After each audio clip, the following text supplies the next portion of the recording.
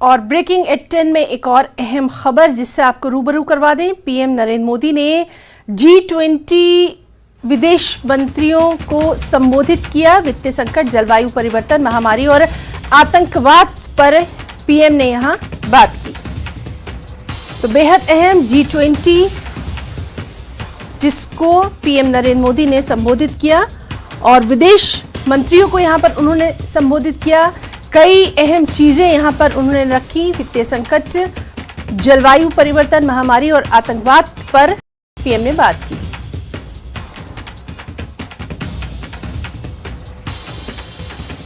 Financial crisis, climate change, pandemic, terrorism and wars clearly shows that global governance has failed in both its mandates. We must also admit that the tragic consequences of this failure are being faced most of all by the developing countries. After years of progress, we are at risk today of moving back on the sustainable development goals. Many developing countries are struggling with unsustainable debt while trying to ensure food and energy security for their people. They are also the ones most affected by global warming caused by richer countries. This is why India's G20 presidency has tried to give a voice to the global south.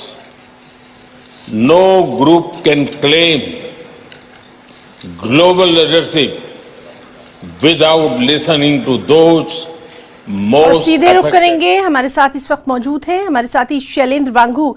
Shailendra, तो बिलाखिर वो दिन आ गया जिसका सभी को इंतजार था। खास तौर पर आज पीएम नरेंद्र मोदी ने कुछ अहम बातों की तरफ इशारा किया है। बहुत इंपॉर्टेंट पॉइंट्स उन्होंने यहां पर कहे हैं, डिटेल्स चाहेंगे। देखिए, जाहिर तौर पर ये बहुत महत्वपूर्ण बैठक है और आज सुबह इस बैठक की शुरुआत के बाद प्रधानमंत्री मोदी ने सभी विदेश मंत्रियों को संबोधित करते हुए ये अहम बात कही है कि जहां ये बैठक हो रही है वो महात्मा गांधी, गौतम बुद्ध की जमीन है और ऐसे में तमाम देशों को इस बात की सीख लेनी चाहिए और उन बातों पर फोकस करना चाहिए जो हमें एकजुट करती है, यूनाइट करती है, बजाय उन बातों पर जो हमें डिवाइड करती हैं या विभाजित करती हैं। तो जाहिर तौर पर बिना नाम लिए यूक्रेन और रूस का जो है पिछले एक साल से, उसका बिना नाम लिए प्रधानमंत्री मोदी ने कहा कि जो एक सिस्टम तैयार किया गया था ग्लोबल गवर्नेंस का, ताकि ऐसे युद्ध फ्यूचर में ना हो, ऐसा ग्लोबल गवर्नेंस का सिस्टम पूरी तरह से विफल हुआ है और इसका सीधा असर उन कंट्रीज पर हो रहा है जो डेवलपिंग कंट्रीज हैं, जहां पर महंगाई है या जहां पर फूड शॉर्टेज है। तो जाहिर तौर पर प्रधानमंत्री मोदी का एक कड़ा संदेश गया है और साथ ही साथ अहम बात यह भी है क्योंकि इस बैठक के अगर हम बैकग्राउंड में देखें तो रशिया, चाइना और वेस्ट के बीच में जो डिवाइड है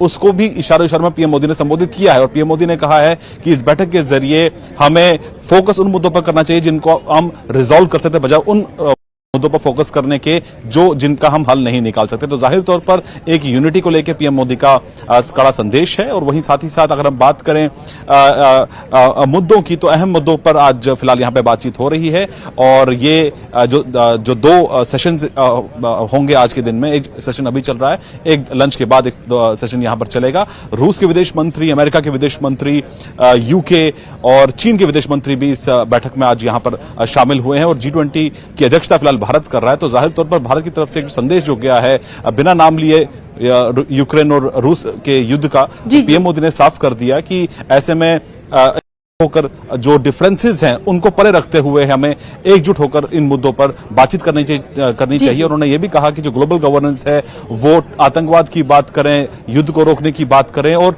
या फिर इंटरनेशनल कोऑपरेशन की बात करें, इनमें पूरी तरह से विफल हुआ। तो कहीं ना कहीं जो भारत का मुद्दा रहा है कि यूएन यानी संयुक्त राष्ट्र में बदलाव किया जाना चाहिए, उसको लेकर कहीं ना कहीं भारत की तरफ से फिर एक बार पिच किया गया है, ताकि इस मंच के जरिए भी भारत ने एक बार फिर साफ कर दिया है कि जो सिस्टम तैयार किया गया था वो सेकेंड वर्ल्ड वॉर के बाद का सिस्टम है। तो ऐसे में जो करंट रियलिटीज है उनको एड्रेस करने के लिए बदलाव करना जरूरी है। ये बात इशारा में पीएम मोदी ने आज की है ना? बिल्कुल बिल्कुल। शैलेंद्र, आपसे एक और जानना चाहेंगे, चीन के विदेश मंत्री भी इस मीटिंग में मौजूद है और उनकी एस शंकर से एक दो तरफा मुलाकात भी होनी है। इस अहम मीटिंग में किन किन अहम इश्यूज पर चर्चा हो सकती है, उसके ताल्लुक से भी आपसे थोड़ी सी जानकारी चाहेंगे शैलेंद्र। देखिए, बिल्कुल जाहिर तौर पर G20 बैठक के साथ साथ में जिस पर सभी देशों की नजर रहेगी, खासतौर से भारत और चीन के बीच की अगर हम बात करें, हमने देखा है कि पिछले कुछ सालों के अंदर पहले गलवान हुआ, उसके बाद तवांग में झड़प हुई। तो जाहिर तौर पर यह एक ऐसा मुद्दा है जिसको एड्रेस करने के लिए कई बार बैठकें भी हुई हैं। कुछ दिन पहले भी WMCC की बैठक हुई थी। ये तय किया गया था कि मुद्दों को हल करने के लिए बातचीत जारी रखी जाएगी, ना कि सिर्फ मिलिट्री लेवल पर बल्कि डिप्लोमेटिकली भी इसको बातचीत को जारी रखा जाएगा। तो ऐसे में ये पहली मुलाकात होगी, क्योंकि चीन के नए विदेश मंत्री किंग गांग दिल्ली पहुंच चुके हैं और यहां पर वो बैठक में शिरकत कर रहे हैं। और आज करीब करीब 1.5 घंटे बाद भारत और चीन के विदेश मंत्रियों की ये मुलाकात होनी है। पहली मुलाकात होगी बतौर विदेश मंत्री, क्योंकि किंग गांग हाल ही में विदेश मंत्री बने हैं चीन के, तो बतौर विदेश मंत्री वो पहला उनका भारत दौरा है और ये पहली मुलाकात होगी। तवांग में जो क्लैशेस हुए थे उसके बाद, जो दिसंबर में तवांग में हुआ, उसके बाद ये पहली बैठक होगी और फोकस यही रहेगा कि किस तरह से LAC पर शांति बहाल की जाए, क्योंकि भारत बार बार ये बात कहता है जब तक सीमा पर शांति और यूं कहे कि सही माहौल नहीं होगा, तब तक द्विपक्षीय संबंधों पर जो बायलैटरल रिलेशंस है उस पर वो जो बेहतर नहीं हो पाएंगे। तो जाहिर तौर पर ये एक ऐसी मीटिंग होगी जिसपे सबकी नजरें रहने वाली हैं और LAC के मुद्दे को हल करने के लिए हम लगातार देखते आए हैं कि जो कोर कमांडर लेवल की जो बातचीत चल रही है, चाहे लद्दाख की बात करें या अरुणाचल की बात करें, सिक्किम की बात करें, तो जाहिर तौर पर इन तमाम मुद्दों को हल करने के लिए आज की मीटिंग काफी अहम मानी जा रही है। बिल्कुल शैलेंद्र, तो बेहद अहम ये मीटिंग होने वाली है और सबसे अहम बात यह कि जो G समिट हो रही है उस पर पूरी दुनिया की नजरें हैं। एक ग्लोबल के तौर पर किस तरह से भारत जो है वो लगातार बढ़ता जा रहा है, उसी दिशा में ये बेहद अहम मीटिंग इसको माना जा रहा है। बहुत बहुत शुक्रिया शैलेंद्र वांगहू आपका तमाम तर जानकारी के लिए। आगे भी लगातार आपसे अपडेट लेते रहेंगे।